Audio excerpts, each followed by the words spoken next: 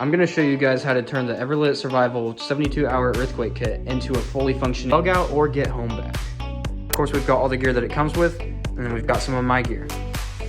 Some of the Everlit gear is gonna be getting replaced with my gear, and some of my gear is gonna be getting replaced with the Everlit gear. Off, what gear am I gonna keep for my old bug out bag? I'm gonna get rid of these canned foods, this tin of food, but I'm gonna keep these sweets. This is gonna be getting replaced with the ration bars because it's much more compact. I'm gonna replace these gloves with some tactical gloves. Get rid of these. Get rid of about half of the water pouches since we have a filter. I'm gonna add some meds and bleed stop to the first aid kit. Everything else on this table is gonna be getting added. So axe, saw, fixed blade knife, and collapsible shovel. Starter and canned heat. And plastic sheeting. More ponchos, emergency blanket, and plastic gloves. Water purification tablets and sweet treats. Kit and 2 more compasses to make 3 compasses total. Atlas, survival book, pen and paper, and some playing cards.